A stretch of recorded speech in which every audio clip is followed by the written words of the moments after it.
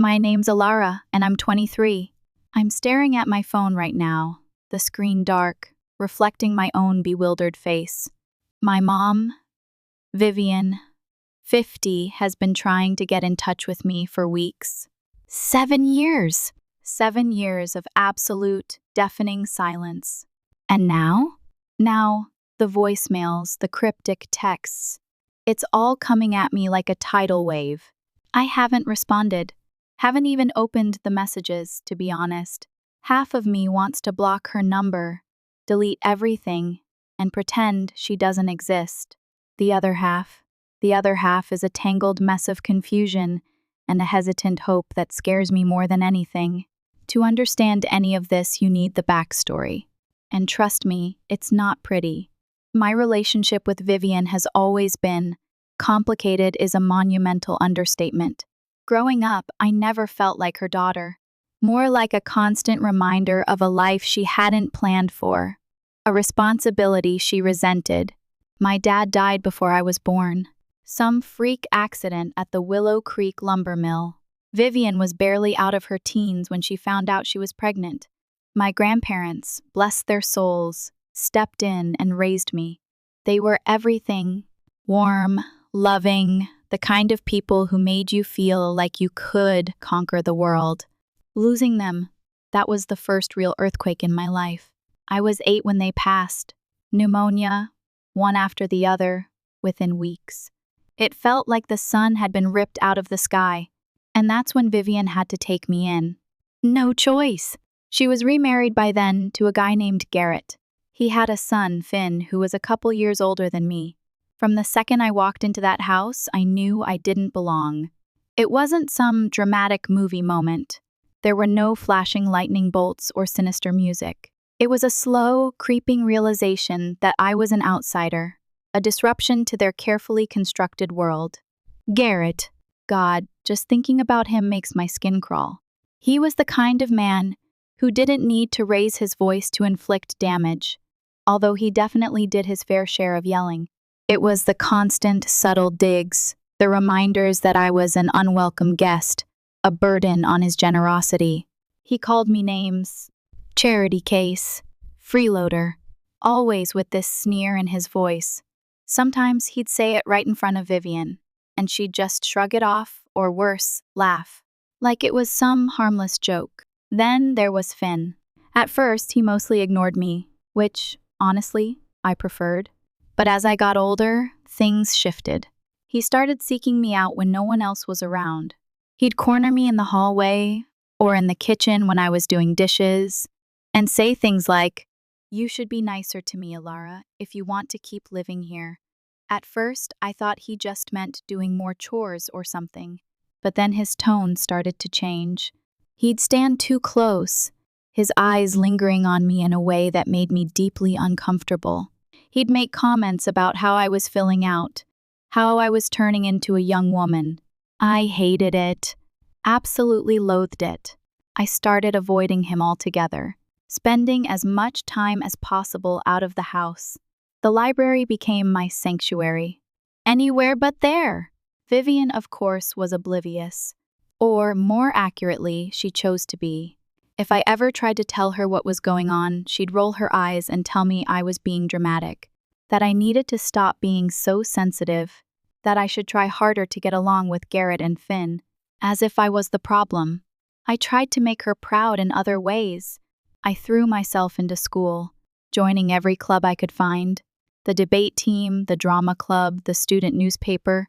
I worked my ass off to get good grades. Maybe, just maybe, if I was successful enough, she'd finally notice me, finally care. But it never worked. I'd bring home straight A's, and she'd barely glance at my report card before dismissing me with a distracted, "That's nice, Alara. Don't let it go to your head." What hurt the most, though, was the way she treated Garrett and Finn. She doted on them, going out of her way to make sure they were happy. She'd laugh at Garrett's stupid jokes, even the ones that weren't even remotely funny, and she'd brag about how smart and handsome Finn was to anyone who would listen. Meanwhile, I was just there, a ghost in their carefully curated family portrait. There's one Christmas I'll never forget. I was about 10 years old. We were all sitting around the tree, opening presents. Garrett and Finn got these big, expensive gifts. A brand new gaming console for Finn. Some fancy power tool for Garrett. When it was finally my turn, I opened a small, rectangular box. Inside was a pair of plain white socks. That was it. Just socks.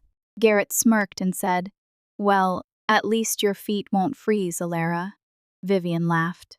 Like it was the funniest thing in the world. I remember sitting there, my face burning, holding back tears, telling myself not to let it bother me. But it did. It absolutely crushed me. The thing is, I didn't realize how messed up it all was at the time. I thought it was normal for your mom to criticize you more than she praised you. I thought it was normal to feel like you were always in the way, like you had to earn your place in your own family. Like love was a scarce resource that was carefully rationed out, and I was always last in line. I thought it was normal. That's the really scary part. I'll pause there for now. I'll tell you more about how I got out, and about my aunt, the one who saved me, in the next part. For now, I'm just trying to breathe. Thanks for listening. Or reading, I guess. It helps to get it out. I turned 16, and that's when I officially hit my breaking point. I just couldn't do it anymore. Living in that house felt like trying to breathe with a concrete block on my chest. It was a constant, suffocating weight, dragging me down with every passing day. It wasn't some grand, dramatic showdown that pushed me over the edge. There was no final, explosive argument. It was just this dull, grinding realization that nothing was ever going to get better.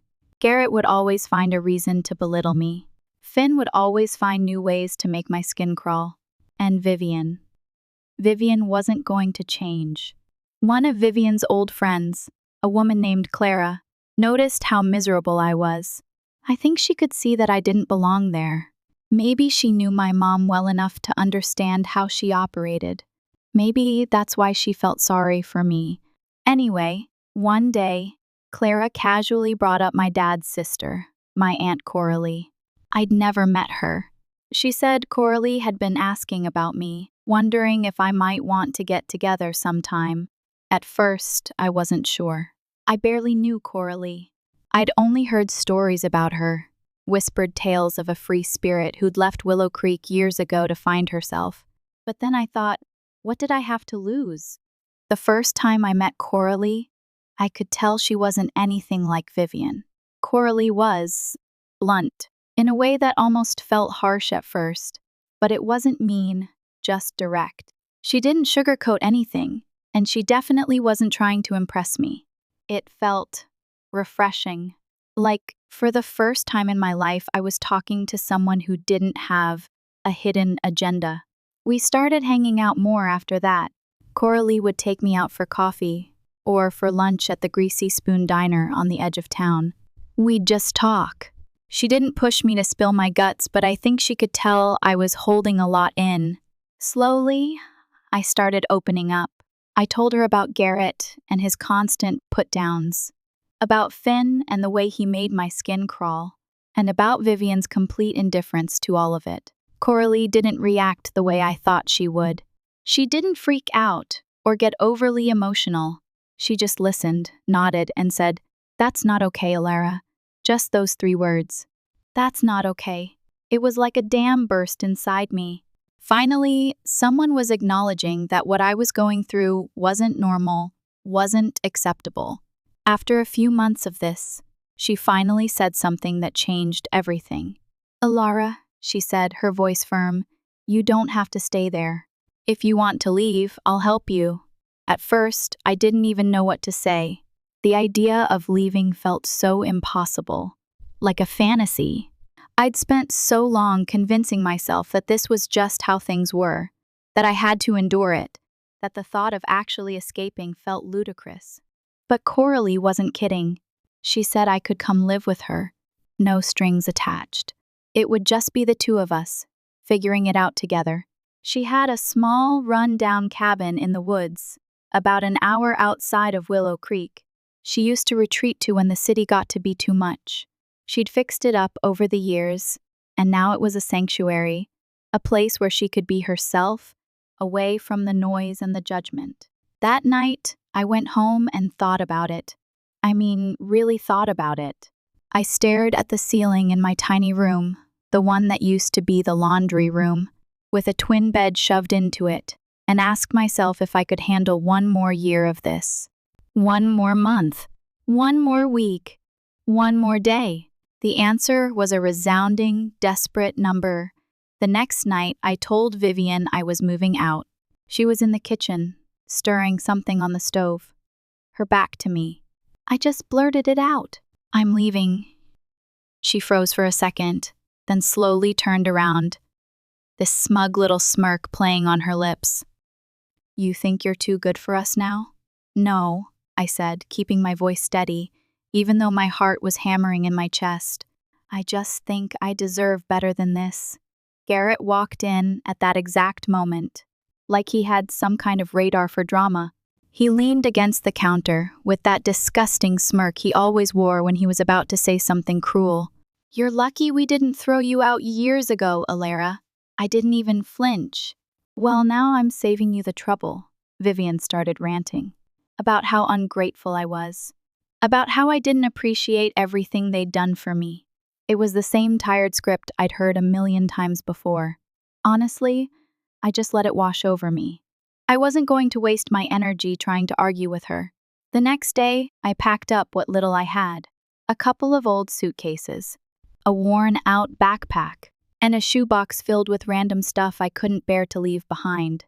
Photos of my grandparents, a small wooden carving my grandfather had made for me, a collection of smooth gray stones I'd picked up by the creek near my grandparents' old house. Coralie showed up in her beat-up Ford pickup to help me load everything up. As I was leaving, Finn leaned against the front door, watching me with that weird, smug expression. "You'll be back," he said, like he was so sure of himself. I just rolled my eyes and walked out without looking back. Moving in with Coralie wasn't glamorous by any means. Her cabin was small and a bit ramshackle. It was barely big enough for one person, let alone two. But for the first time in my life, I felt safe. I didn't have to tiptoe around, worrying about what Garrett might say or what Finn might do. I could just breathe. Coralie gave me space to figure things out. She made it clear that I was welcome in her home for as long as I needed, and that meant everything to me. It was exactly what I needed. Someone who wasn't going to judge me or make me feel like a burden. Someone who believed I deserved better and actually did something about it. Those first few weeks with Coralie felt like the start of a whole new life. I wasn't just surviving anymore. I was starting to live. So, for 7 years, my life has been pretty simple. Or at least it felt simple. I focused on getting through high school, then college, and building a life where I didn't have to rely on anyone who didn't actually care about me. College was a grind. Working part-time at a coffee shop during the day and waitressing at a diner at night barely covered tuition, let alone rent and food. But honestly, it was a good kind of busy. Between classes, part-time jobs, and the occasional late-night study session with friends, I didn't really have time to think about Vivian or Garrett or Finn or all the stuff I'd left behind. Coralie and I had our little routine. She's not the type to hover or get all in your business, but she's always been there when I needed her. We'd binge watch terrible reality shows on Friday nights, cook random stuff we saw online. Well, mostly her, I'm awful in the kitchen, and just do life together. It wasn't glamorous, but it was stable, and I needed that more than anything. One morning, a few months ago, Coralie made me sit at the kitchen table while she put the kettle on for tea, which is basically her solution to everything. Bad day at work? Tea. Heartbreak? Tea. Existential crisis? Extra strong tea. Once she set the mugs down, she sat across from me and looked like she was trying to figure out how to start a conversation. Coralie's not exactly a soft and fuzzy kind of person, so I could tell she was gearing up to say something serious. "There's something I never told you," she said, finally breaking the silence. That got my attention. I straightened up a little, trying to read her face. "What is it?" she sighed, running a hand through her already messy hair, like she was annoyed with herself. "When you were younger, I tried to reach out to your mom. I wanted to be in your life. I wanted to help. But she shut me out. Completely. She told me you didn't need anyone else, that you were her responsibility." I just stared at her, trying to wrap my head around what she was saying.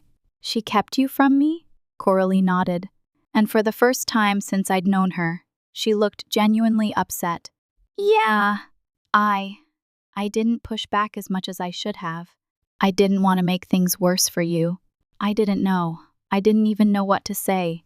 All those years I spent feeling completely alone, thinking nobody cared, and Coralie had been right there, trying to help.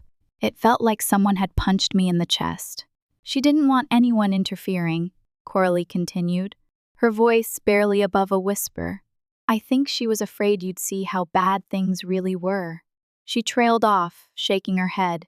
"I'm sorry, Alara. I should have done more." Hearing her say that broke something inside me. Coralie has done everything for me since I walked out of that house. The idea that she still felt like she'd failed me, it made me want to cry all over again. "It's not your fault," I said, my voice barely above a whisper. "You did more for me than anyone else ever has." She reached across the table and gave my hand a quick squeeze. I hate that she kept you from having something better. You deserved better." God, I'd spent so many years telling myself that maybe Vivian just didn't know how to be a mom, that she was doing the best she could with what she had. But now I wasn't so sure. For the first time, I let myself really think about the possibility that Vivian's choices weren't just about survival or fear or whatever other excuse I'd been clinging to. Maybe she liked having control. Maybe she didn't want me to have someone else in my corner, because that would have made it harder for her to guilt-trip me or keep me under her thumb. Maybe she liked the feeling of power it gave her, the absolute control she wielded over my life. For years, Vivian was a non-factor. She didn't call, didn't text, didn't even pop up on social media to like anything I posted. It was like she'd just erased me. And honestly, I was fine with that. I'd made peace with the fact that I'd probably never hear from her again. Fast forward to last week, and that bubble I'd been living in popped. I came home from work, tossed my bag on the couch, and noticed a package sitting on the kitchen table. Coralie must have brought it in, but she was out running errands, so I didn't think much of it at first. Then I saw the handwriting on the box, and my stomach flipped. It was Vivian's.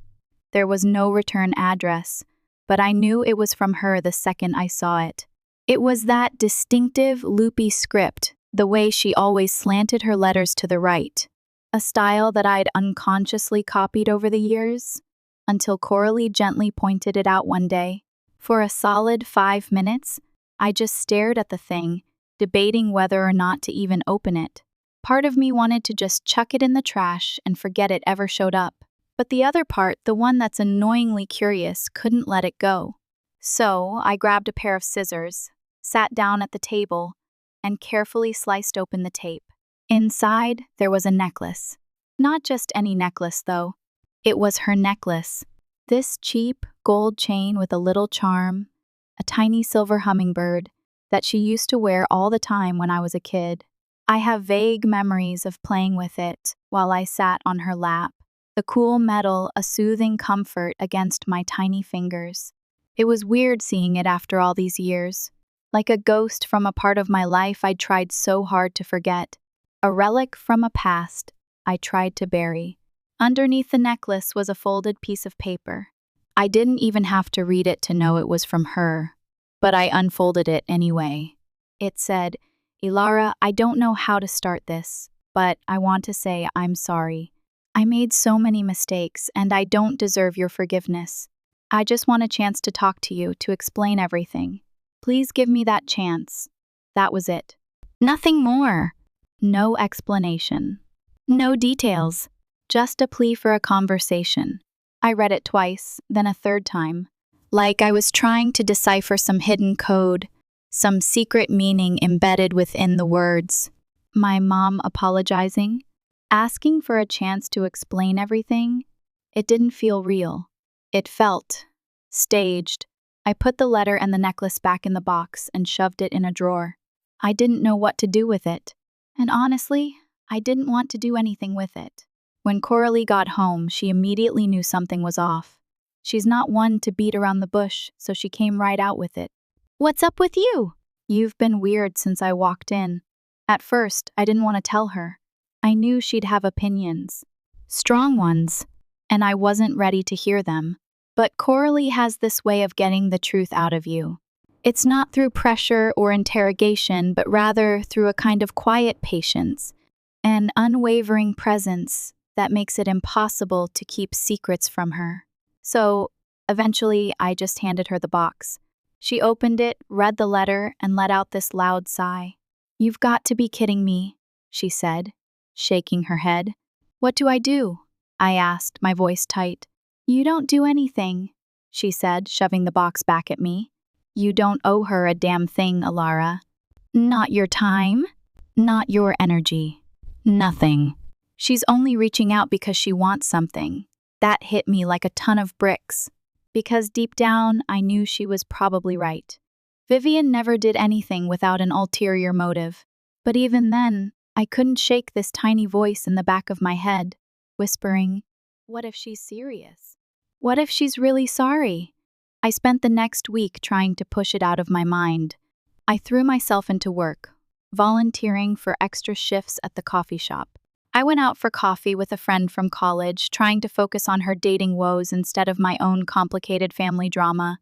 I even reorganized my closet, Marie Kondo style, just to keep myself busy.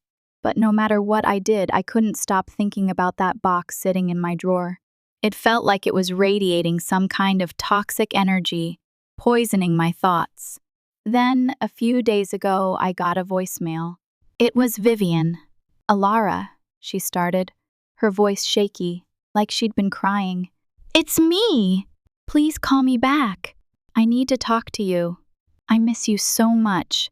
I've missed you every day. Please, just please call me." Hearing her voice after all these years did something to me. It unlocked something deep inside. It brought back all these memories I thought I'd buried. Good ones, bad ones, all of it. I remembered her singing me lullabies when I was little, her voice soft and soothing in the darkness. I remembered her teaching me how to ride my bike, running alongside me, her hand steady on my back. I remembered her making my favorite birthday cake, a chocolate monstrosity with too much frosting. But then, the other memories flooded in. The harsh words, the cold silences, the feeling of being invisible, the way she always seemed to prioritize Garrett and Finn over me. I sat there, staring at my phone, replaying the voicemail over and over, trying to reconcile the woman in my memories with the woman who'd abandoned me. When I told Coralie about it, she looked like she was ready to march over to Vivian's house and tell her off. "She doesn't get to waltz back into your life and pretend like nothing happened," she said, her voice tight with anger. "Where was all this missing you when she was letting Garrett treat you like crap? Where was it when you needed her?" She wasn't wrong, but part of me still couldn't help wondering if maybe Vivian had changed. People grow, right? They learn from their mistakes. Or at least, that's what everyone says. What if this was her way of trying to make things right? I haven't called her back yet. I don't even know what I'd say if I did. A big part of me wants to just delete the voicemail, block her number, and move on. But another part of me keeps thinking, what if? What if this is my only chance to get some answers? What if I'm missing out on something important? So yeah, that's where I'm at right now. I'm stuck, frozen, trying to figure out if I should give her a chance or keep the door shut. So, after a lot of back and forth with Coralie, who, by the way, was very firmly in the block her and move on camp, I decided to meet with Vivian. But I had a few ground rules. First, it had to be in a public place. No way was I meeting her at her house or anywhere private. The thought of being alone with her, in a space she controlled, made my stomach churn. Second, Coralie was coming with me. There was no way I was walking into that situation without backup. I needed her there, not just for protection, but for validation. Someone who could see through Vivian's BS and remind me that I wasn't crazy. We picked a restaurant downtown, a place called the Willow Creek Grill. Ironic, I know. It's always busy, it's loud, the tables are close together, and it's definitely not the kind of place where you can make a scene without a dozen people noticing. I figured the setting would keep things somewhat controlled, or at least manageable. The day of the meeting, I was a nervous wreck. I couldn't eat. I couldn't focus. I just paced around the cabin, wringing my hands. Coralie tried to keep things light. She even cracked a joke about bringing popcorn to watch the drama unfold. But I could tell she was just as uneasy as I was. We arrived at the restaurant 15 minutes early. I picked a table near the back, where I could see the entrance. I watched the door every few seconds, my heart pounding in my chest. And then she walked in. Vivian. I almost didn't recognize her. She looked tired, thinner than I remembered, with more gray in her hair. She was wearing a simple black dress, and her makeup was carefully applied. Trying to look younger, I guessed, but her eyes, those were the same. Cold, calculating, scanning the room like she was already on the defensive.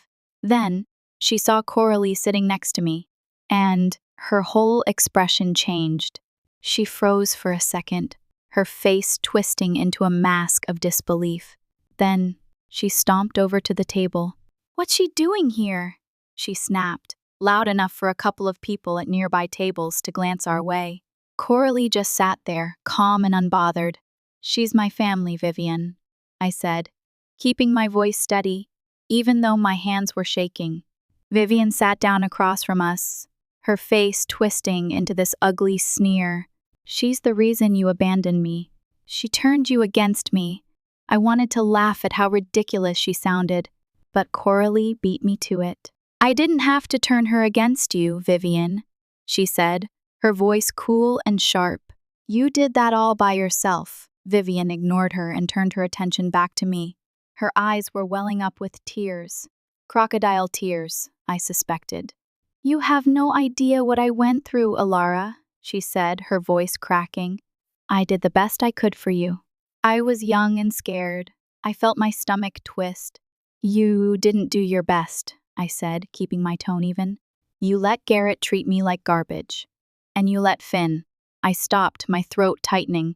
I couldn't force myself to say it, to voice the things that I tried so hard to forget. Her tears dried up almost instantly. She rolled her eyes and waved me off, like I was being hysterical. "You're overreacting, Alara. Garrett and Finn were fine. You're just too sensitive." That was it for me. Any lingering doubts I had about her sincerity vanished in that moment. She wasn't sorry. She wasn't even pretending to be. She was still blaming me, still minimizing my pain, still refusing to take responsibility for her actions. I pushed my chair back and stood up. "We're done here," I said, my voice calm but firm. Coralie got up with me, her hand resting lightly on my arm. We walked out together. I didn't look back, but I could feel the stares of everyone in the restaurant as we left. Once we got outside, Coralie turned to me. "You handled that better than I ever could have," she said. But honestly, I didn't feel like I'd handled anything.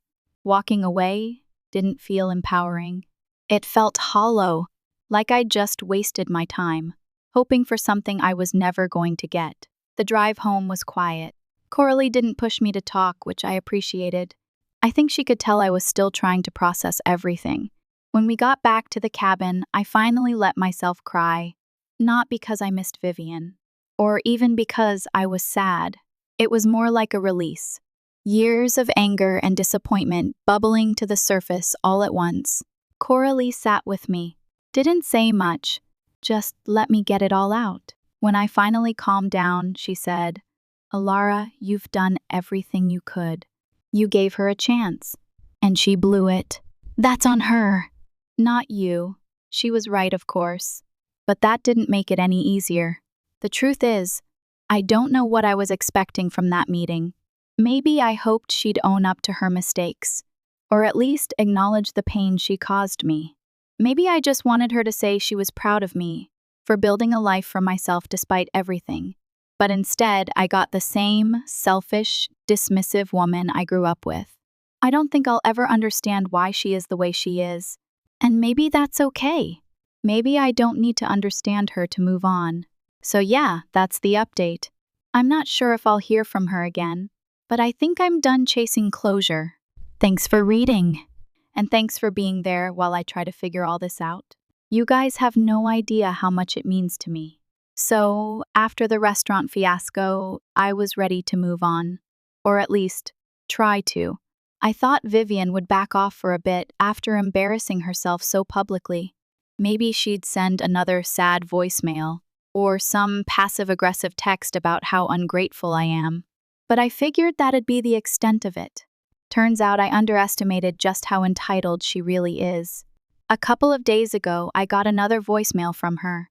But this time, it wasn't the usual "I miss you, please call me back" nonsense. No, this one was different. And not in a good way. "Alara," she said, her tone sharp and businesslike. "I need to talk to you. It's important. I'm going to come by your cabin tomorrow so we can sort this out. I'll see you then." I had to replay it twice just to make sure I heard her right. She said she was coming to my cabin, not asking to come over, not inviting me to talk. Just flat out, "I'm coming." The audacity, the sheer, breathtaking entitlement. It was almost impressive. I immediately texted Coralie, who was at work, to let her know what was going on. She replied with, "Oh, hell no," followed by about 5 angry face emojis. I spent the rest of the day going back and forth in my head about what to do.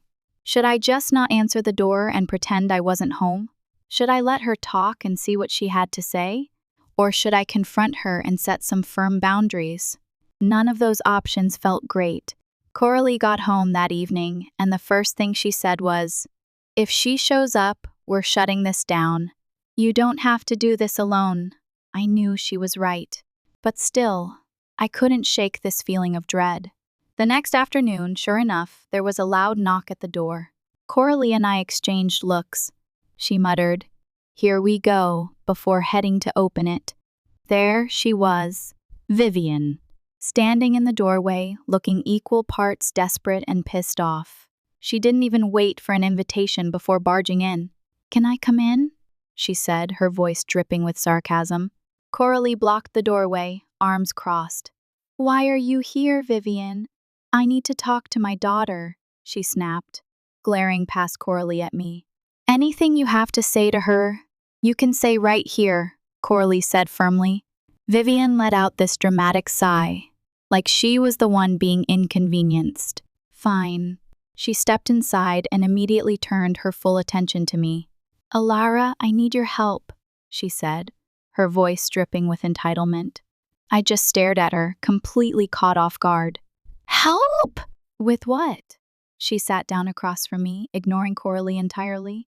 "I've got nowhere else to go," she said, as if that explained everything. I couldn't help but laugh, a short, bitter sound that echoed in the small cabin. "What do you mean?" I asked, even though I already had a sinking feeling. I knew exactly where this was going. "Garrett left me," she said, throwing her hands up like it was the most unfair thing in the world. "He took everything. The house. The money. I've been staying with a friend, but she's kicking me out because her daughter needs the room. I have no one else, Alara. You're my daughter. You're supposed to help me." I blinked at her, trying to process what she was saying. "You want to stay here?" "Yes," she said, like it was the most reasonable request in the world. "Just for a little while, until I can get back on my feet." Coralie, of course, didn't let her get away with it. "That's not happening," Coralie said, her tone as sharp as a knife. Vivian whipped her head around to glare at her. "This isn't your decision." "Actually, it is," Coralie shot back. "This is my home, and you're not welcome here." Vivian turned back to me, her voice rising. "Alara, I'm your mother.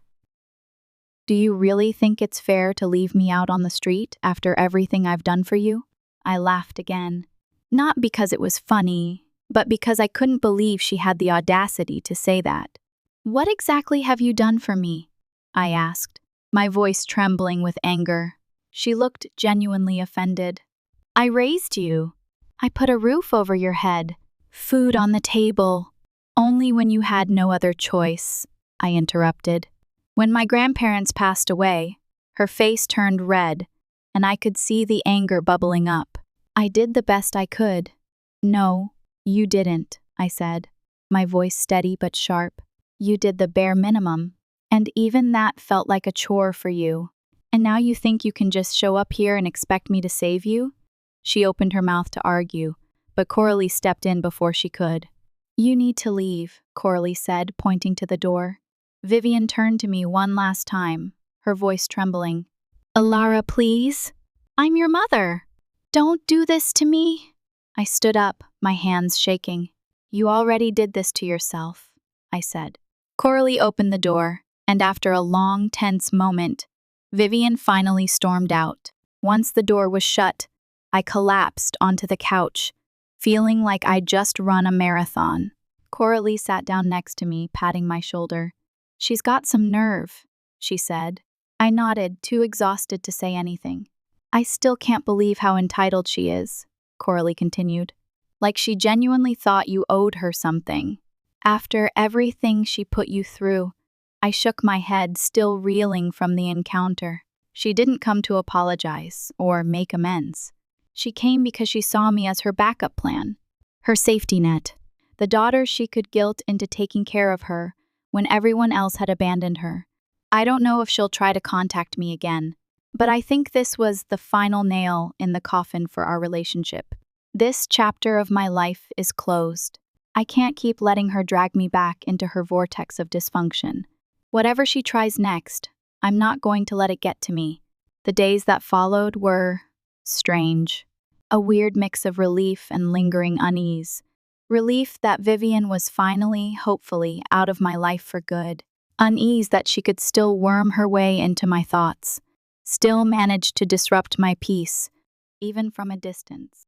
I tried to focus on the good things. I spent more time with Coralie, hiking in the woods, cooking well, watching Coralie cook, and just enjoying the quiet of the cabin. I threw myself back into my hobbies, painting, writing, losing myself in the worlds I created on the canvas or the page. But Vivian's ghost was always there, lurking in the shadows, a constant reminder of the pain, the abandonment, the broken promises. I started having nightmares. Vivid, unsettling dreams where I was trapped back in that house with Garrett and Finn, Vivian nowhere to be found. Dreams where I was running through the dark woods of Willow Creek, trying to escape something I couldn't see.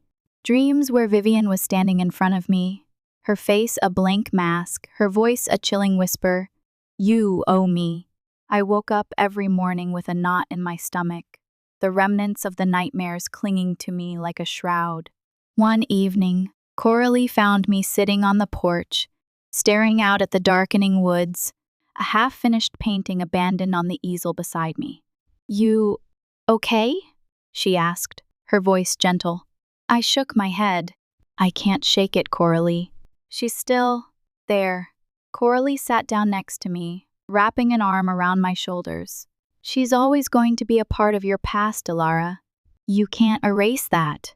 But you don't have to let her control your present or your future." "I know," I said, sighing. "It's just hard. It is hard," Coralie agreed. "Healing takes time. It's not a straight line.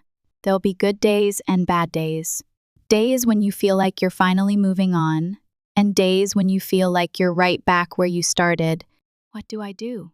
I asked, my voice barely above a whisper. Coralie squeezed my shoulder. "You keep living your life, Alara. You keep building something beautiful, something that's all your own. You keep surrounding yourself with people who love you, who support you, who believe in you. And you keep reminding yourself that you're strong, that you're resilient, that you've survived worse things than this, and you'll survive this too." Her words helped. They always did, but the feeling of unease lingered. Then, a week later, something happened that shattered the fragile peace I'd been trying to build. I came home from work one afternoon to find a strange car parked in front of the cabin. A sleek, black sedan that definitely didn't belong in these parts. My heart leaped into my throat. I knew instinctively who it was. I pulled into the driveway, my hands gripping the steering wheel so tightly that my knuckles turned white. I turned off the engine and sat there for a moment, trying to gather my courage. Then, I got out of the car and walked towards the cabin. As I got closer, I saw her, standing on the porch, waiting for me. It wasn't Vivian. It was Finn. He'd grown up. The awkward teenager I remembered was gone, replaced by a man with sharp features, cold eyes, and an unsettlingly familiar smirk. He was leaning against the porch railing, arms crossed, watching me with that same creepy intensity I remembered from all those years ago. My blood ran cold. "What are you doing here?" I asked, my voice trembling despite my best efforts. He pushed himself off the railing and walked towards me, his eyes never leaving mine. "I need to talk to you, Alara," he said, his voice low and menacing. "I don't want to talk to you," I said, taking a step back. "It's about your mother," he said, stopping a few feet away from me. My heart pounded in my chest. "What about her?" He smirked. "She needs your help, and you're going to give it to her. Is this building the tension sufficiently? Should it be Vivian herself or someone else that shows up?" "I'm not doing anything for her," I said, my voice firm despite the fear that was clawing at my insides. "She made her choices. She has to live with them." Finn chuckled, a dry, humorless sound that sent shivers down my spine. "You don't understand, Alara. This isn't a request. It's an order. An order," I scoffed, trying to sound braver than I felt. "Who do you think you are?" He took another step closer, invading my personal space. "I'm the one who's going to make sure you do what's right," he said, his voice a low growl. "Your mother is in trouble, and you're the only one who can help her." "What kind of trouble?" I asked, my voice barely above a whisper. He hesitated for a moment, then said, "She owes some people money. Serious money. And if she doesn't pay up, things are going to get messy." My mind raced. What had Vivian gotten herself into? And why was Finn involved? "I don't have any money," I said, telling the truth. "I can barely pay my own bills." "Don't play dumb, Alara," he said, his eyes narrowing. "I know you've been working. I know you've been saving. You have enough to help her out." "Even if I did, I wouldn't give her a dime," I said, my voice hardening. "She doesn't deserve it." His face darkened. "You're making a mistake, Alara," he said, his voice laced with menace. "You don't want to make me angry. What are you going to do?" I challenged him, my fear slowly turning into anger. "Are you going to hurt me? Is that it? Just like you used to?" His eyes flickered for a moment, a brief flash of something that looked like guilt, but it was gone as quickly as it appeared. "I don't want to hurt you, Alara," he said, his voice softening slightly. "I just want you to do what's right. For your mother. She doesn't deserve my help," I repeated, my voice shaking with anger. "She never cared about me. Why should I care about her now?" He sighed, running a hand through his hair. "Look, Alara, I know things weren't always great between us, but that was a long time ago. We were kids. I've changed, and your mother has changed too. She needs you. Please, just think about it." He turned and walked back to his car, leaving me standing there, trembling with anger and fear. He got in, started the engine, and rolled down the window. "I'll be back," he said, his voice barely audible above the sound of the engine. "And I hope you'll have a different answer for me then." He drove off, leaving me alone with my thoughts. I ran inside the cabin, slamming the door behind me. Coralie was in the kitchen, washing dishes. She turned around when she heard me come in, her face etched with concern. "What was that?" she asked. "Who was that man?" I told her everything. About Finn's visit, about Vivian's debts, about his threats. Coralie's face grew darker with each word I spoke. "That son of a bitch," she said, her voice filled with fury. "I'm going to call the police." "No," I said, shaking my head. I don't want to involve the police. It'll just make things worse. But Alara, he threatened you, Coralie protested. You can't just let him get away with that. I know, I said. But I can handle this. I have to. What are you going to do? Coralie asked, her voice filled with worry. I didn't know. But one thing was certain, I wasn't going to let Finn bully me into doing anything I didn't want to do. I was done being a victim. I was done being afraid. I was going to fight back. That night, sleep was impossible. I tossed and turned, replaying Finn's visit over and over in my head. His threats, his unsettling gaze, the way he seemed to know so much about my life. I felt violated, exposed, like my carefully constructed walls had been breached, leaving me vulnerable to the darkness. I tried so hard to keep at bay. I knew I couldn't just sit back and wait for Finn to return. I had to take action. But what? Going to the police was still an option, but I hesitated. I didn't trust them to protect me from someone like Finn. Besides, involving the authorities would only complicate things, potentially putting Coralie in danger. No, I had to handle this myself. The next morning, I woke up with a plan. It was risky, but it was the only thing I could think of that might work. I was going to find out exactly what Vivian had gotten herself into. I started by doing some digging online. I searched Vivian's name, trying to find any trace of her activities. Social media, news articles, anything that might give me a clue. But there was nothing. Vivian had always been careful about keeping her life private, almost obsessively so. Frustrated, I decided to try a different approach. I remembered that Vivian had mentioned staying with a friend after Garrett left her. Maybe that friend knew something. I racked my brain, trying to remember the name of the woman Vivian had mentioned. It was something generic, something common, and then it hit me. Brenda! Her name was Brenda. I searched for Brenda in Willow Creek, hoping to narrow down the search. There were dozens of Brendas listed, but one name stood out. Brenda Davies. She was listed as working at the Willow Creek Diner. The diner.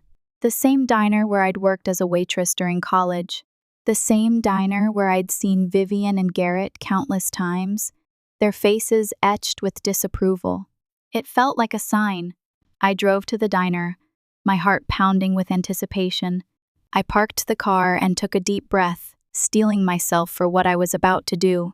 I walked inside, the familiar smell of coffee and greasy food washing over me.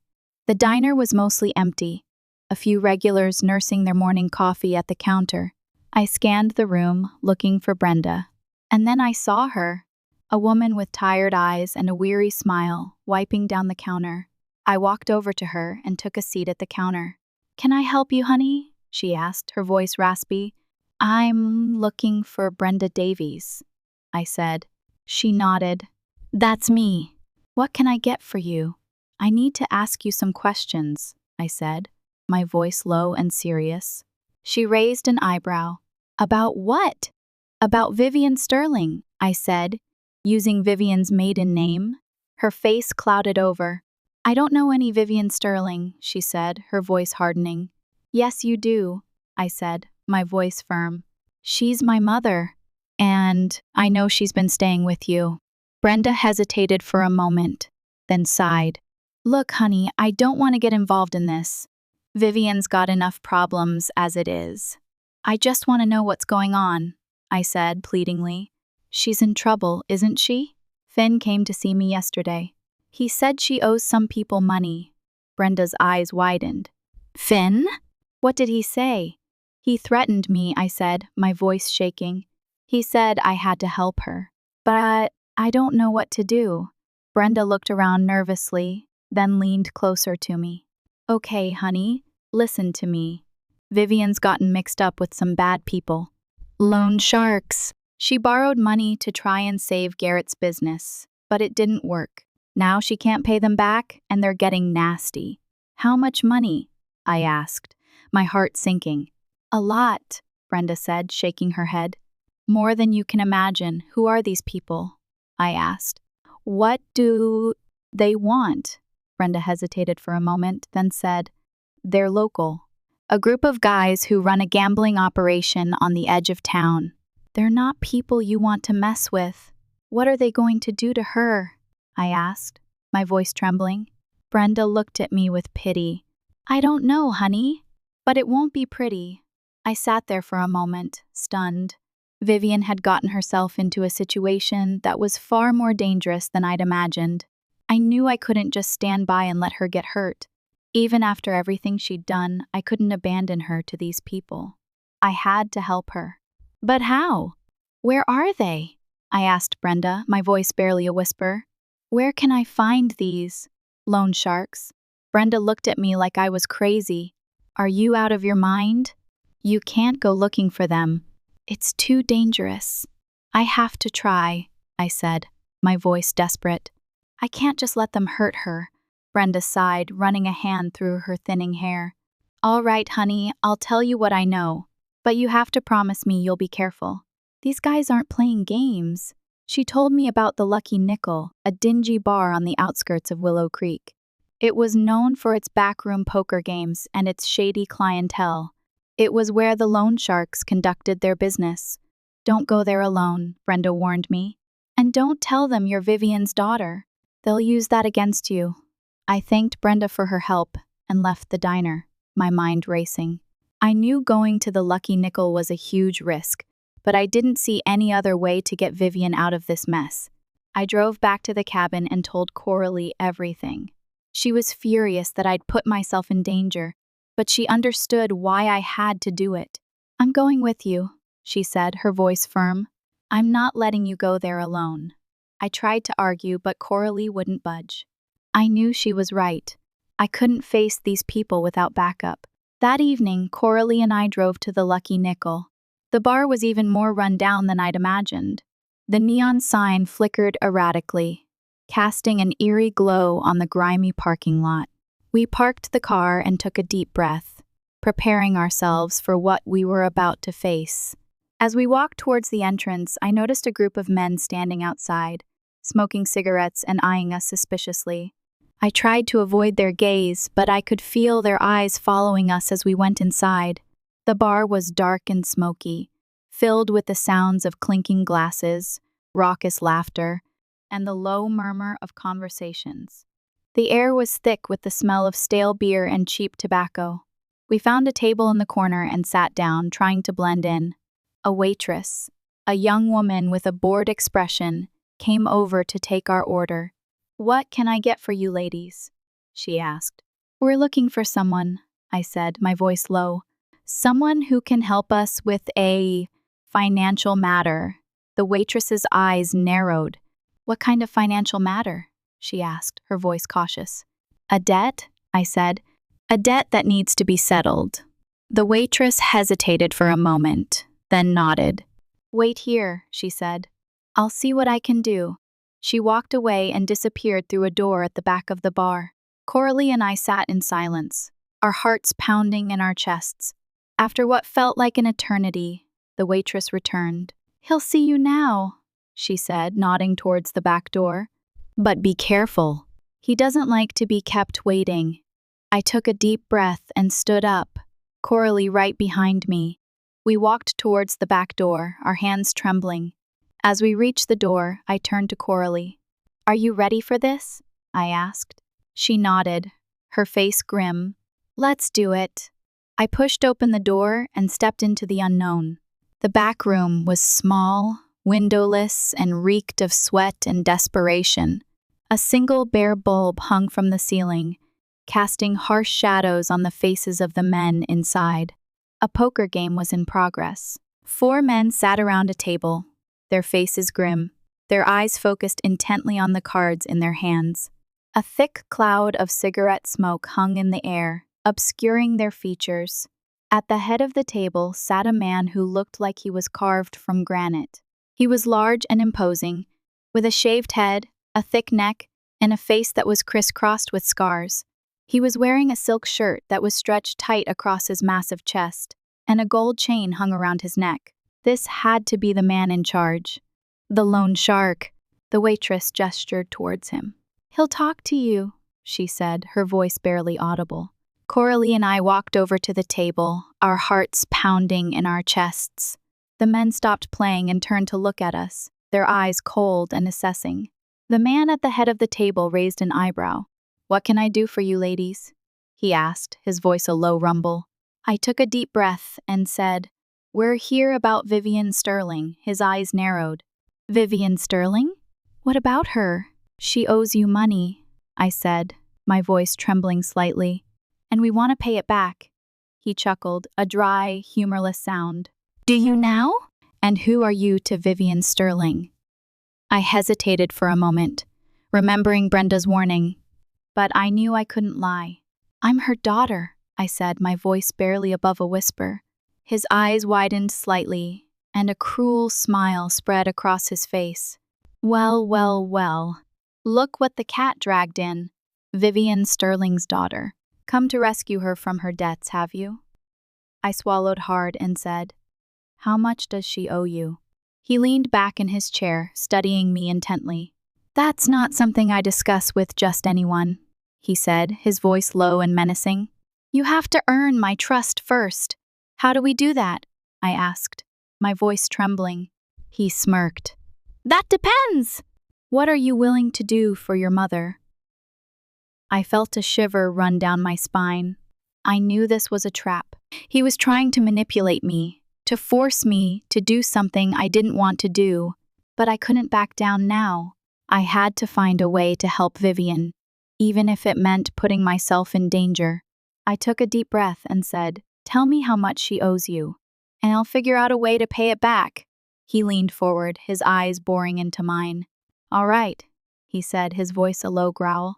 "Vivian Sterling owes me $50,000, and I expect to be paid in full. Within 1 week, $50,000. My heart sank. I didn't have that kind of money.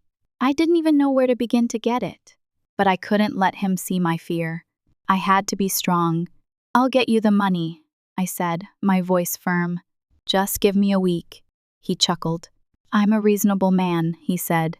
"I'll give you a week.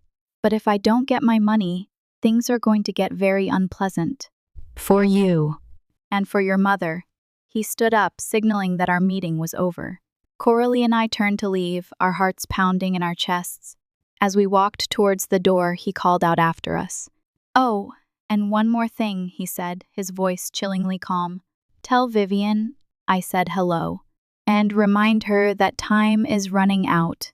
We left the back room and walked back through the bar, the eyes of the men following us. We didn't say a word until we were back in the car, driving away from the Lucky Nickel. Then I burst into tears. $50,000. How was I ever going to get that kind of money? Had I just made things worse for Vivian? And for myself? The drive back to the cabin was a blur of tears and frantic thoughts. $50,000. The weight of that number pressed down on me, suffocating me. I couldn't see any way out. Coralie tried to comfort me, but I was beyond consolation. I had walked into the lion's den, thinking I could negotiate with these people, and all I had done was make things worse. Now, not only was Vivian in danger, but so was I. When we got back to the cabin, I collapsed onto the couch, sobbing uncontrollably. Coralie sat beside me, her arm around my shoulders, letting me cry it out. After a while, the tears subsided, leaving me drained and exhausted. I sat up, wiping my eyes. "I don't know what to do," I said, my voice hoarse. "I can't get that kind of money in a week." Coralie squeezed my hand. "We'll figure something out," she said, her voice firm. "We always do." "How?" I asked, my voice desperate. "I don't have any assets. I don't have any rich relatives. I don't even have good credit." "We'll think of something," Coralie repeated. "We'll sell everything we own. We'll take out loans. We'll beg, borrow, and steal if we have to." Her unwavering support gave me a glimmer of hope. I knew that if anyone could help me get through this, it was Coralie.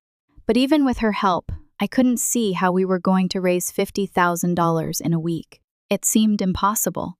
The next day, we started putting our plan into action. We spent the morning going through our belongings, identifying anything we could sell.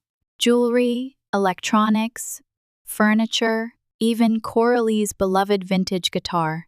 We listed everything online, hoping to attract some quick buyers. But the offers were slow to come in, and the amounts were far less than what we needed. Next, we went to the bank to explore our loan options. But my credit score was abysmal, and Coralie's wasn't much better. We were turned down for every loan we applied for. Desperate, the first started calling friends, asking for help. Some offered words of support, but none had the kind of money I needed. As the days passed, I grew more and more despondent. The deadline was looming, and I was no closer to getting the money. Then, on the 5th day, something unexpected happened. I received a phone call from an unknown number. I hesitated for a moment before answering, fearing it was Finn or one of the loan sharks. "Hello," I said, my voice trembling. "Alara?" a voice said on the other end. "This is Clara, Vivian's friend." Clara? The woman who had first told me about Coralie, the woman who had unknowingly set me on the path to a better life? Why was she calling me now? "Clara, what is it?" I asked, my heart pounding. "I heard about what's going on with Vivian," she said, her voice somber. "And I wanted to help." "How?" I asked, my voice incredulous. "I know some people," she said. "People who might be able to help you get the money." "Who?" I asked, my voice filled with suspicion. "They're not the kind of people you want to associate with," she said, her voice hesitant. "But they have resources, and they might be willing to help if you're willing to do something for them." I hesitated. What kind of something were they talking about? And could I trust them? But I was out of options. I had to take the risk. "What do they want?" I asked, my voice resigned. Clara sighed. "They want you to do a job for them," she said. "A job that isn't exactly legal." My heart sank. I knew this was too good to be true. I was being offered a lifeline, but it came with a steep price. "What kind of job?" I asked Clara, my voice barely above a whisper. "I can't tell you over the phone," she said, her voice urgent. "You need to meet them in person. Tonight!" At the old Blackwood Mill, just outside of town, the Blackwood Mill, an abandoned relic of Willow Creek's lumber heyday, a place shrouded in rumors of accidents, disappearances, and illicit activities, a place I'd always avoided. "I don't know, Clara," I said, my voice trembling. "This sounds dangerous." "It is dangerous," she admitted, "but it's also your only chance. If you want to save Vivian, you have to take it." I hesitated. I knew that getting involved with these people would be a mistake. It would drag me into a world of violence and corruption that I wanted nothing to do with. But what choice did I have? Vivian's life was on the line. I couldn't just stand by and let her get hurt. "All right," I said, my voice resigned. "I'll meet them." "Good," Clara said, her voice filled with relief. "Be there at midnight, and be careful, Alara. These people aren't to be trusted." I thanked Clara for her help and hung up the phone, my mind reeling. I had just agreed to meet with a group of criminals at a known hotspot for illegal activity. I had officially crossed the line. I told Coralie about Clara's offer, and she was furious. "I told you this was a bad idea," she shouted. "You can't trust these people. They're just going to use you." "I know," I said, my voice weary. "But what else can I do? I'm out of options." "We'll find another way," Coralie insisted. "We'll go to the police. We'll go to the media. We'll do anything but this." "It's too late," I said, shaking my head. "I've already agreed to meet them. I can't back out now." Coralie knew that I was right. I had made a decision, and I was going to see it through, no matter how dangerous it was. That night, Coralie and I drove to the Blackwood Mill. The moon was hidden behind a thick layer of clouds, casting an eerie darkness over the abandoned buildings. We parked the car a safe distance away and walked towards the mill, our hearts pounding in our chests.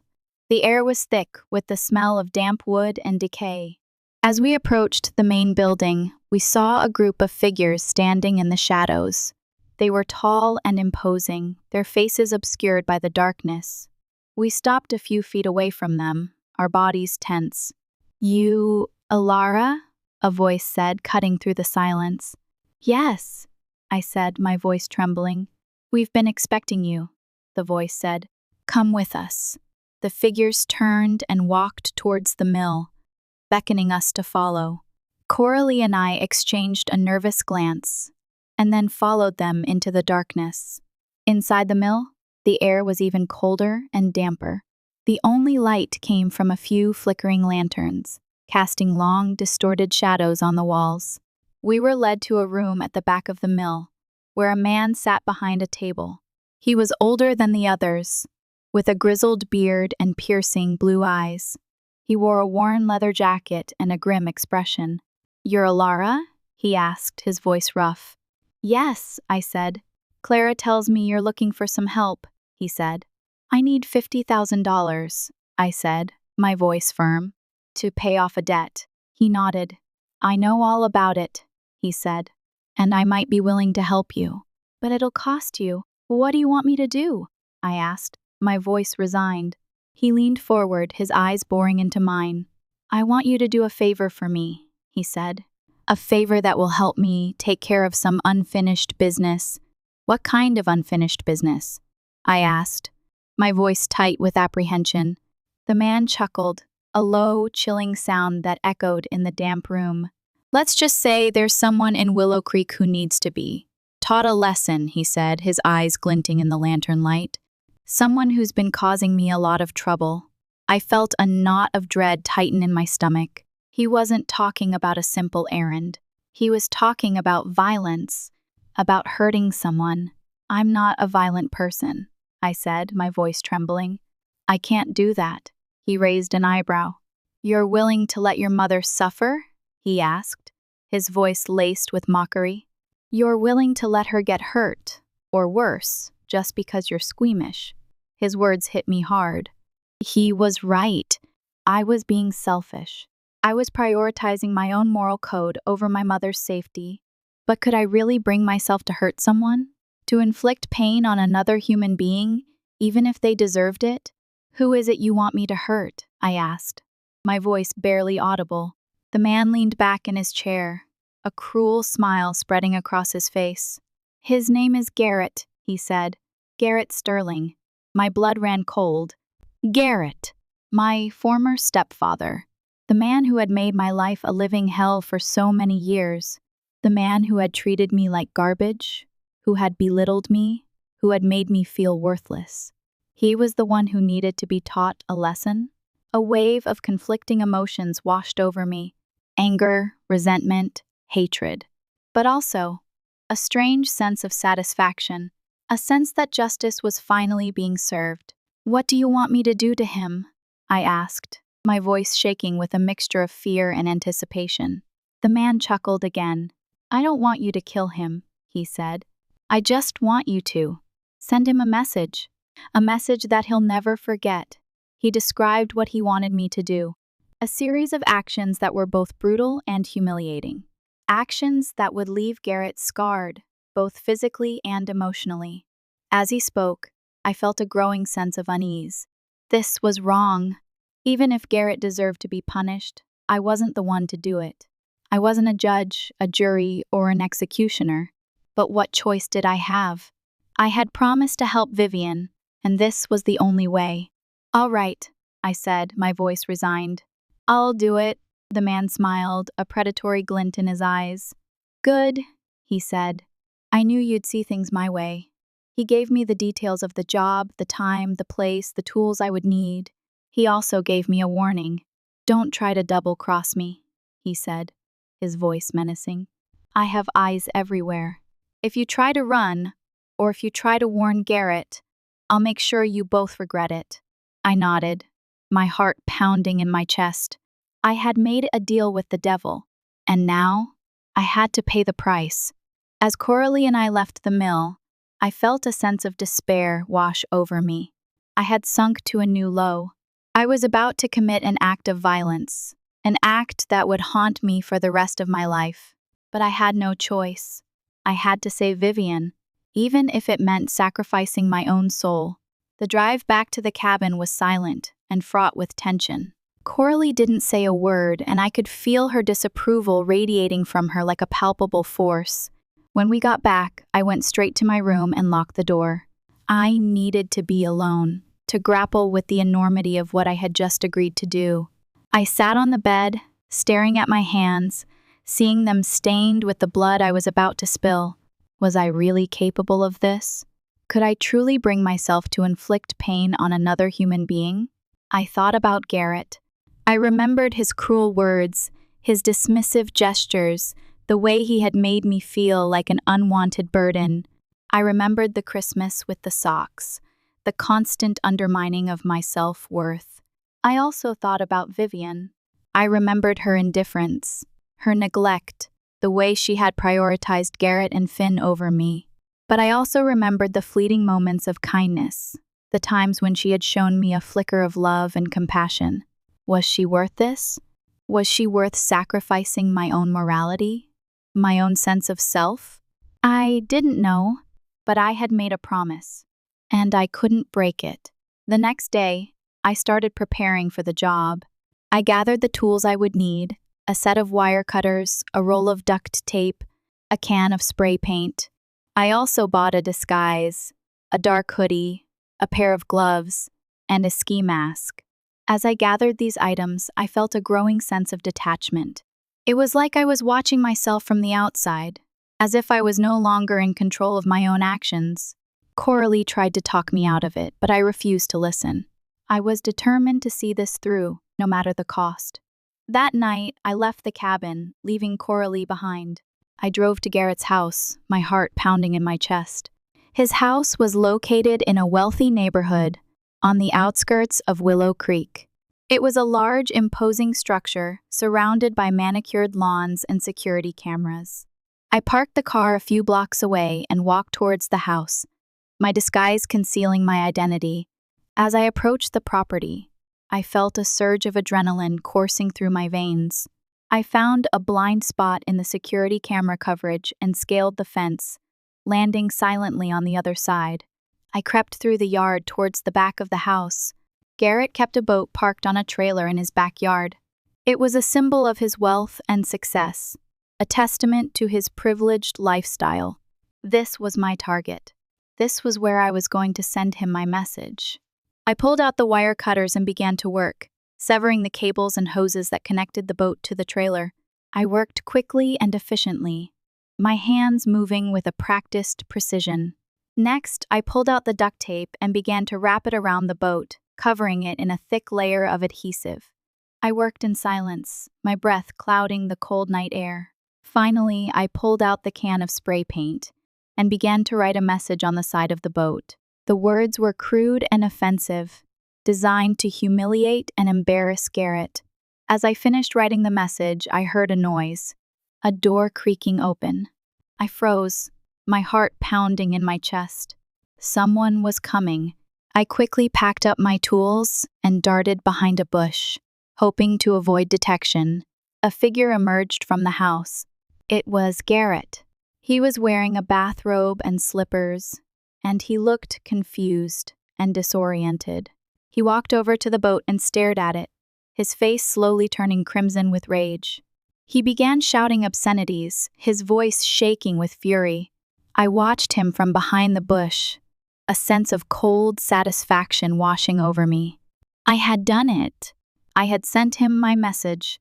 As Garrett continued to rant and rave, I slipped away, escaping back over the fence and disappearing into the night. I drove back to the cabin, my body shaking with adrenaline.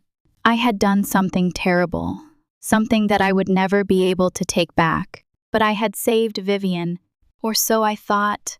When I got back to the cabin, Coralie was waiting for me, her face etched with worry. "Are you okay?" she asked, her voice trembling. "What happened?" I didn't answer. I just walked past her and went straight to my room, collapsing onto the bed. I lay there for hours, staring at the ceiling, replaying the events of the night in my mind. I had vandalized Garrett's boat. I had humiliated him. I had committed a crime. And for what? To save Vivian? To protect her from the loan sharks? As the sun began to rise, I finally drifted off to sleep, exhausted and emotionally drained.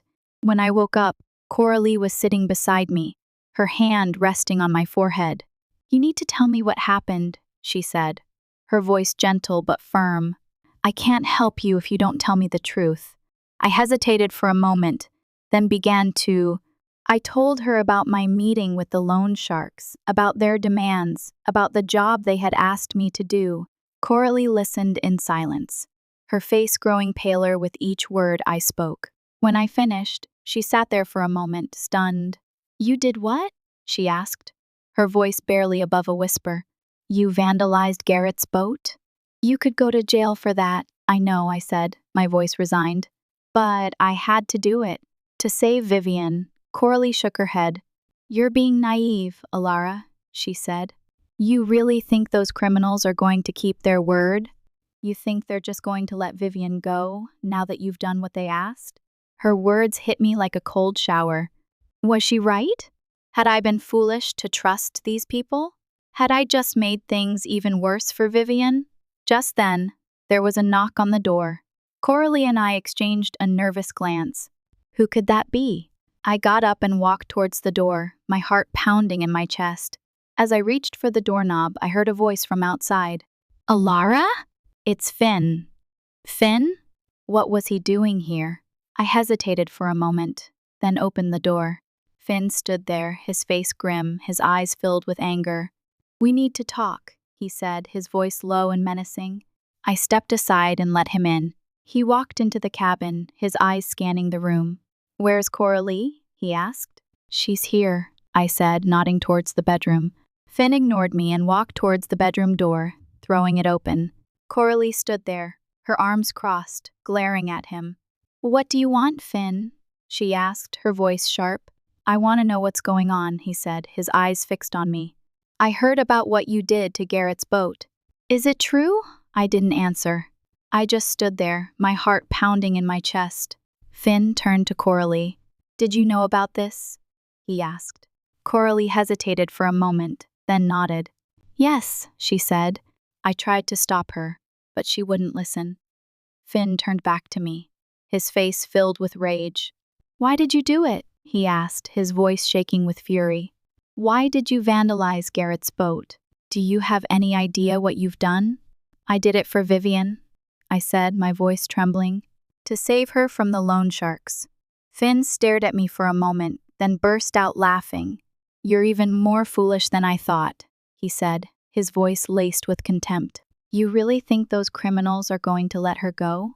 You think they care about what you do to Garrett's boat? What are you talking about?" I asked, my voice confused. Finn shook his head. "Vivian doesn't owe anyone money," he said. "There are no loan sharks." "It's all a lie." I stared at him, stunned. "A lie? What do you mean?" "Garrett paid me to do it," Finn said. "He wanted to get back at you, Alara. For leaving. For turning your back on him." "He paid you?" I asked, my voice incredulous. "To threaten me? To make me think Vivian was in danger?" Finn nodded. "He's been planning this for months," he said. "He knew you'd do anything to protect Vivian. He knew you'd fall for it." I stood there, stunned, the blood draining from my face. It couldn't be true. Garrett, the man I hated, had manipulated me. He'd used my love for Vivian, however fractured it was, as a weapon against me. And Finn. Finn had been his accomplice. "But why?" I stammered, the words catching in my throat. "Why would Garrett do this to me?" "To Vivian?" Finn shrugged, a cold, unsettling gesture. "Garrett's a vindictive man, Alara. You humiliated him when you left. You embarrassed him in front of his friends, his colleagues. He wanted revenge. And he knew that hurting you was the best way to hurt Vivian. And you helped him?" Coralie interjected, her voice laced with disgust. "You helped him torment Alara, even though you knew what he was doing was wrong?" Finn met her gaze, his expression unrepentant. "Garrett paid me a lot of money, Coralie," he said, his voice hard. "Money I needed. Besides," he added, turning back to me, You always hated me, Alara. This was just a way of settling old scores. Rage surged through me, a white-hot fury that threatened to consume me. I wanted to lash out, to scream, to hit something, anything. But I forced myself to remain calm, to focus on the task at hand. So, there are no loan sharks, I said, my voice dangerously low. Vivian isn't in danger. This was all a setup. Finn nodded, a cruel smirk playing on his lips. That's right, Alara. You fell right into our trap. But why involve those criminals? Coralie asked, her brow furrowed. Why bring them into this? Because that's where Garrett messed up, a new voice said from the doorway. We all turned to see Vivian standing there, her face a mask of fury. Behind her stood the man from the Lucky Nickel, the scar-faced leader of the loan sharks, and two of his henchmen. What's going on? Finn asked, his voice laced with panic. What are you doing here, Vivian? I'm here to set things right, she said, her voice cold and hard. Garrett thought he could use me to get to Alara, but he underestimated me. What do you mean? Finn stammered, his eyes darting nervously between Vivian and the loan sharks. Garrett told me he was hiring you to scare Alara, Vivian said, her voice rising. He told me he was just going to play a prank to teach her a lesson, but I knew he was lying. I knew he was planning something worse. So I went to see some old friends, she said, gesturing towards the loan sharks. Friends who know how to deal with people like Garrett. You went to them for help? Finn asked, his voice incredulous. But Garrett paid them. He gave them money to threaten Alara. Vivian laughed, a harsh, bitter sound. Garrett thought he was paying them, she said. But he was actually paying them to investigate him, to find out what he was really up to. And what did they find out? I asked, my voice trembling. They found out that Garrett had been embezzling money from his company for years, Vivian said. Millions of dollars stashed away in offshore accounts. They found out that he was planning to leave Willow Creek, to abandon me, to start a new life with all that stolen money, she continued, her voice shaking with anger. So you decided to turn the tables on him? Coralie asked, her eyes wide with shock. Vivian nodded. I gave them a list of Garrett's offshore accounts, his secret contacts, his hidden assets. They're going to make sure he pays for what he's done, in every sense of the word. But Alara, I said, my voice pleading, this wasn't supposed to happen. I just wanted to help you. I didn't want to get you involved in all this. Vivian looked at me, her eyes softening slightly. I know, she said, and I'm grateful. But you need to understand, Alara. I can protect myself. I always have. The loan shark stepped forward, their eyes fixed on Finn. It seems like your services are no longer required, the leader said, his voice menacing. We have a few questions we'd like to ask you. About Garrett's offshore accounts, and about your role in his little scheme. Finn's face turned ashen. He knew he was in trouble. Serious trouble. As the loan sharks dragged Finn out of the cabin, I turned to Vivian, my mind racing. The truth had been revealed, but what did it all mean? Was this the end of the drama, or just the beginning? Vivian, I said, my voice trembling, what happens now? What are they going to do to Garrett? Vivian's face was unreadable. He'll face the consequences of his actions, she said, her voice flat. He'll lose everything. His money, his reputation, his freedom, and that's all he deserves. But will they hurt him? I asked, the question hanging in the air. Vivian hesitated for a moment, then said, They won't kill him, Alara, but they'll make sure he understands the gravity of what he's done. They'll make sure he never hurts anyone again. I didn't know whether to believe her. I didn't know whether to be relieved or horrified. All I knew was that the situation had spiraled out of control, and I was caught in the middle. Coralie stepped forward, her hand resting on my arm.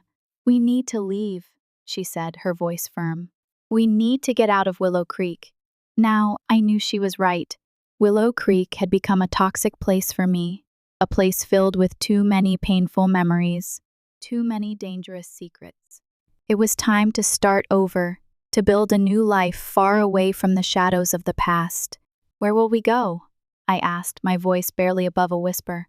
Anywhere, Coralie said, her eyes shining with determination. Anywhere is better than here. I looked at Vivian, a sense of finality washing over me. I guess this is goodbye, I said, my voice filled with a mixture of sadness and relief. Vivian nodded, her eyes softening slightly. Take care of yourself, Alara, she said, and try to be happy.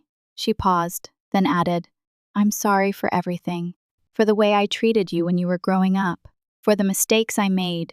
I hope someday you can forgive me. I didn't know if I could ever truly forgive her, but I knew that I needed to move on, to release the anger and resentment that had been poisoning my life for so long. Goodbye, Vivian, I said, turning away. Coralie and I packed our belongings, said our farewells to Brenda, and left Willow Creek behind. We drove for hours, not knowing where we were going, just knowing that we needed to escape. Finally, we arrived at a small town on the coast. It was a quiet, peaceful place, far removed from the drama and danger of Willow Creek. We found a small cottage overlooking the ocean and decided to settle down. We got jobs at a local bookstore and spent our free time exploring the beaches, hiking in the mountains, and learning to surf. Slowly, I began to heal.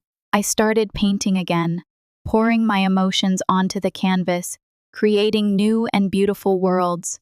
I started writing again, telling my story, finding catharsis in the act of self-expression. I still thought about Vivian. From time to time, I wondered what had happened to Garrett, to Finn, to all the people we had left behind in Willow Creek. But I didn't dwell on the past. I focused on the present, on building a future that was filled with love, joy, and peace. One day, I received a letter from Vivian. It was short and simple, but it meant the world to me. Dear Alara, it read, I hope you're doing well. I wanted to let you know that Garrett is in prison. He'll be there for a long time. I'm finally free. Thank you for everything. Love, Vivian. I smiled, a genuine, heartfelt smile. It wasn't a perfect ending, but it was an ending. The cycle of lies and betrayal had finally been broken. I framed the letter and hung it on the wall, a reminder of the past, but also a symbol of hope for the future. I knew that I would never be able to completely forget what had happened in Willow Creek. The scars would always be there, but I was no longer defined by those scars. I was stronger, wiser, and more resilient than ever before. I was Alara, and I was finally free.